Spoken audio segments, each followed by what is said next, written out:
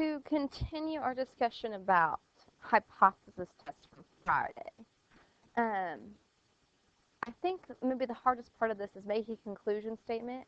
Not necessarily finding the p-value. The mechanics of that is pretty simple, but actually interpreting what that means can be tricky. So I'm pulling some things from chapter 21 to help us make that make sense. And so here we go. A p-value is actually a conditional probability. It tells us the probability of getting results at least as unusual as the observed statistic, given that the null hypothesis is true. That's kind of tricky, okay? So let me set up an example for you, all right? Think back to our M&M's experiment, all right? Well, let's say that a year ago, they changed their ratio of orange M&Ms, okay? And so they didn't tell anybody, and they still published it to be 20%. But then when we were doing our experiment, we did a sample of 200, and we found that our p-hat was 0.35. Well, we would have a null hypothesis that p was equal to 0.2, and an alternative that p was equal to it was not equal to, was greater than 0.2. Right, from our sample of 200, we think that there has been a change. We think that the orange ratio has actually increased, right? Again, I'm saying they never told anybody, and they actually did, but it still published as 0.2. And all of a sudden, we realize it's larger, and we think there's been a change, and we're going to investigate, okay? So we do the entire test, we check the conditions, everything's good. We do the mechanics, everything's good. And we end up getting a p-value. Let's say our p-value is 0.027, okay?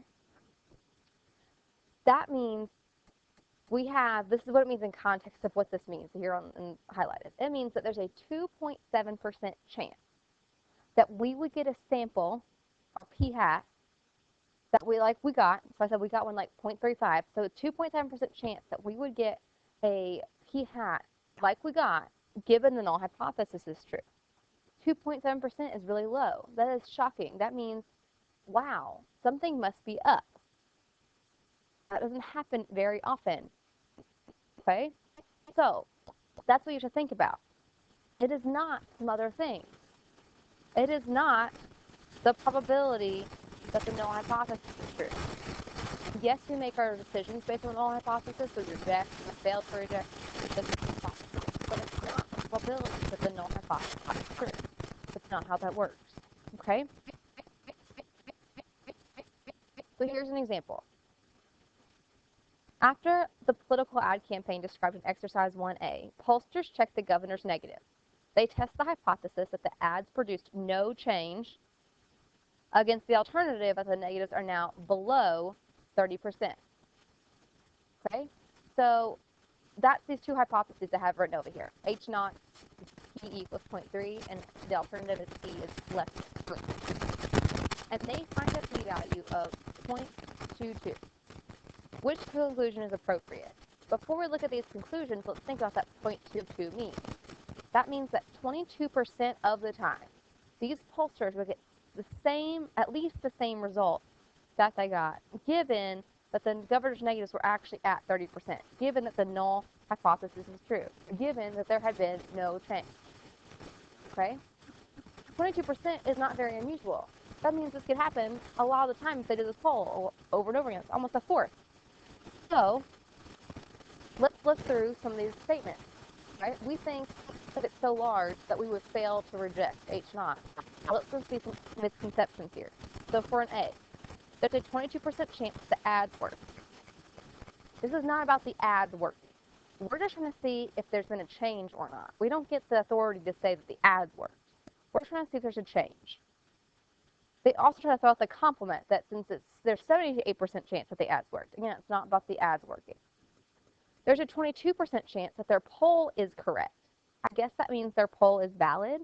The p-value doesn't tell you about if your poll is valid or your experiment is valid. That's not what it's saying. All right? It's also not saying that the results are correct. This is a sample, so you never know what can happen in a sample. That's ridiculous.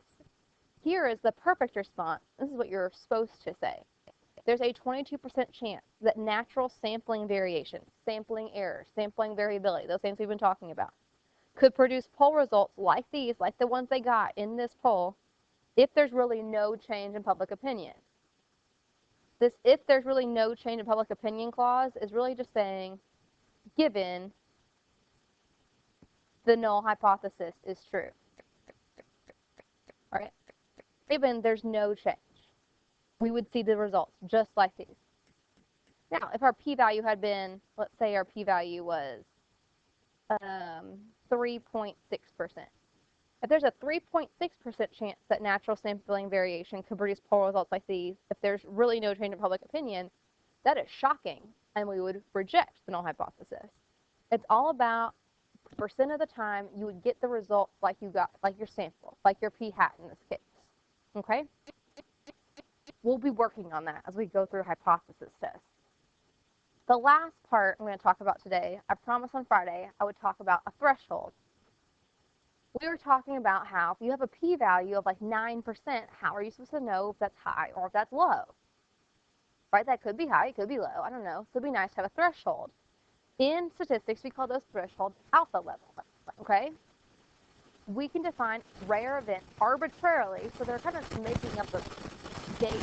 They're not just there's no mathematical state behind it. By setting a threshold for our p, if our p-value falls below that point, we'll reject the hypothesis. And alternatively, if our p-value is above that point, we'll fail to reject the null hypothesis. If we reject, though, we call those results significant. And again, we call the threshold the alpha level, also known as the significance level. So this is what's going to happen. They're going to give you, we're going to do a hypothesis test, and they're going to say at the very end, do the hypothesis test at the 5% level of significance, for example. Or they might say just alpha equals 0.05. Both of these things mean the same thing. That means that if you get a p-value, and your p-value is 0.07, well, your 7% is higher than that 5% level of significance.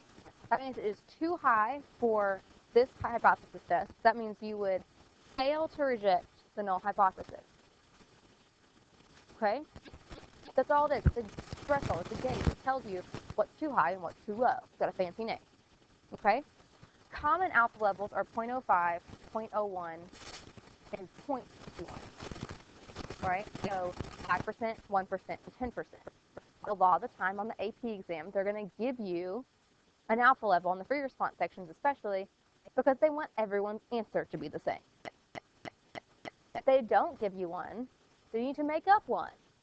All right? So if you make up one, you would state your hypotheses and immediately state an alpha level so at the very end when you get your p-value, you don't make one up then. That doesn't make any sense.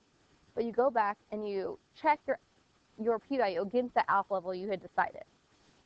So since Chapter 20 doesn't include alpha levels, and I think they're kind of important, let's just say that for the rest of the problems in Chapter 20, practice quizzes, problems from the book, anything I give you, let's just say our alpha level is going to be the 5% significance level, okay?